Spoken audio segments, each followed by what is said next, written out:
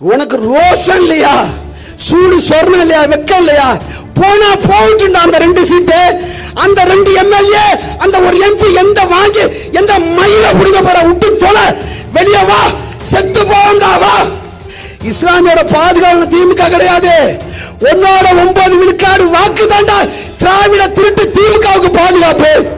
வெளியே வாடா. இல்ல நீ இருக்கிறியா எல்லா இஸ்லாமிய அமைப்புகளும் ஒன்னா போ. எஸ்ஐபி, முஸ்லிமுக்கு, சுன்னத் ஜமாத்து, சுன்னத் பொன்னாத ஜமாத்து, எல்லா ஜமாத்து ஒன்னா போ. 20 சீட்டு கேட்றா திராவிடன்ட்ட.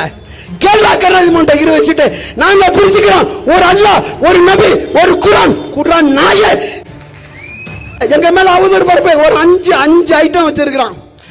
சீமான் இஸ்லாமிய சாத்தான் பள்ளி சொல்லிட்டாரு. சீமான் உருது முஸ்லிம்களை பாகிஸ்தான் போய் சொல்லிட்டாரு.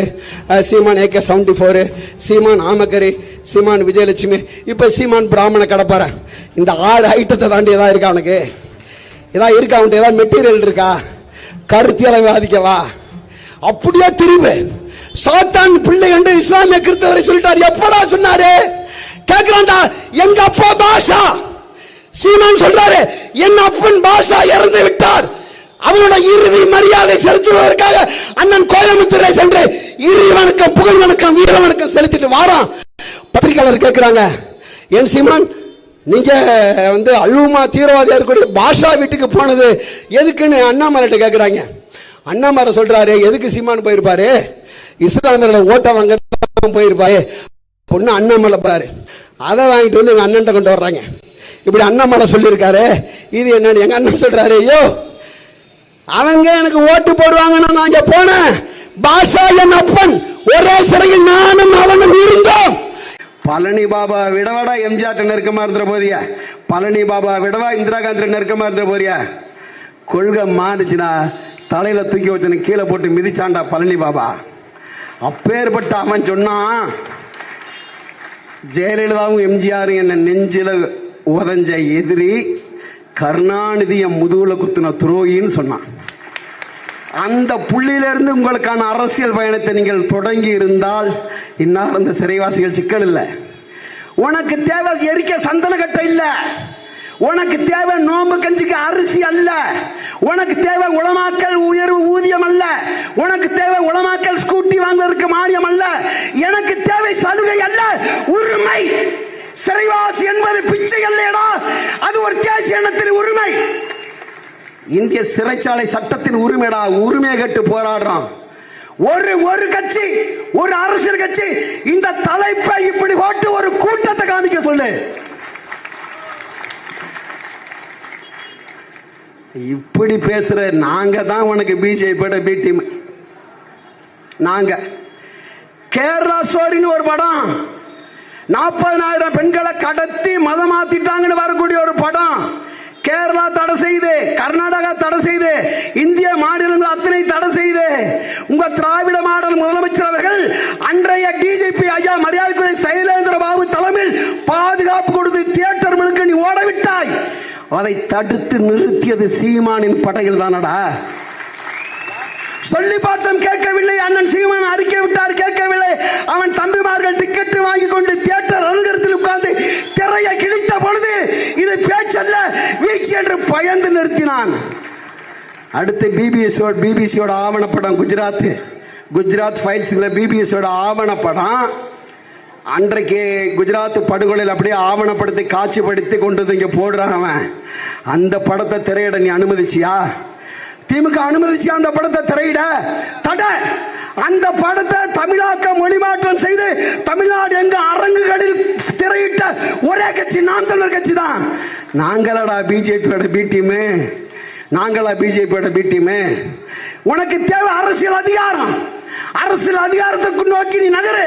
நேற்று பார்க்கிறேன், ஒரு சின்ன இணையத்தில் ஒரு வரல வருது, ஒரு இஸ்லாமியர்கள் கட்சி வச்சிருக்க ஒரு தம்பி, அதுல ஸ்டாலின் சொல்றாரு, இந்த தம்பிக்கு நெஞ்சில இடம் இருக்கு, உனக்கெல்லாம் சீட்டு தர மாட்டான், நெஞ்சில இடம் இருக்கு, திராவிட தலவாணி பஞ்சில இடம் இருக்குன்னு சொல்லிக்கிட்டு போயிட்டே இருப்பான். உனக்கெல்லாம் சீட்டு கிடையாது. அண்டி பிழைப்பதை விட நக்கி வாழ்வதற்கு ஒரு நாள் அண்ணன் பழனிபாபா சொல்வதை போல்தான். ஒரு கோழையின் தலை கிரீடமாக இருப்பதை விட ஒரு வீரனின் கால் செருப்பாக இருந்து விட்டு போகலாம். 200 ஆண்டுகள் ஆடாக வாழ்வதை விட ஒரே ஒரு நாள் புலியாக இருந்து விட்டு போகலாம். வாருங்கள் சொந்தங்களே, உங்களை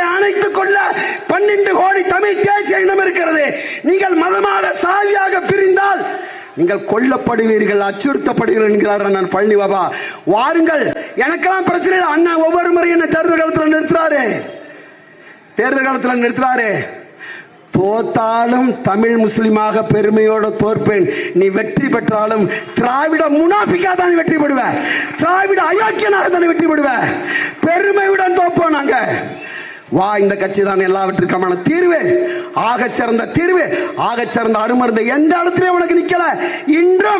இன்றும் தமிழ்நாட்டில் 1436 அரசு பள்ளிக்கூடங்களில், அரசு உதவி பெறும் பள்ளிக்கூடங்களில் RSS சாகா பயிற்சி நடக்குது. ஒரு இஸ்லாமிய தலைவர் உனக்கு கேட்க முடியுமா? முடியாது. ஏன் பிழைக்கிற? நீ அண்டி பிழைக்கிறவங்க, நோட்டுக்கு நிக்கிறவன், மக்களுக்கு மக்களோட நாட்டுக்கு நிக்கிறவன் இல்ல நாங்க. நீ அதுக்கான ஆள் இல்ல. இந்த நிலைகள் மாறணும்னா உங்களுக்கான ஒரு வாய்ப்பு தான் இருக்கு. நீங்கள் இனமாக ஒன்று கூட வேண்டும். இனமாக ஒன்று கூடினால்தான் இதற்கு தீர்வு கிடைக்கும். இந்த அறிவிப்பிலும் இல்லைங்க. மறுபடியும் திமுக, உனக்கு ரோஷம் இல்லையா? சூடு சொர்ணம் இல்லையா? வெக்கம் இல்லையா? போனா போயிட்டு அந்த 2 சீட்டு, அந்த 2 MLA, அந்த ஒரு MP எந்த வாங்கி எந்த மயில புடுங்க போற? விட்டு தொலை, வெளியே வா, செத்து போண்டா வா. எத்தனை ஆண்டு காலம் பிஜேபி பூச்சாண்டி காட்டுவ? எத்தனை ஆண்டு காலம் பிஜேபியோட பூச்சாண்டி காட்டுவ? நீ பிஜேபி பூச்சாண்டி காட்டு. அவனோட எல்லா திட்டத்தையும் நீ ஆதரிச்சு வச்சிருக்கிற. எந்த திட்டத்தை நீ எழுத்திருக்கிற? இந்திய எதிர்க்கல, இந்திக்காரனை கொண்டு வரான். நீ ரோட்ல சுத்துற எந்த இந்திக்காரனையும் தனிப்பட்ட முறையில் போய் பேசு.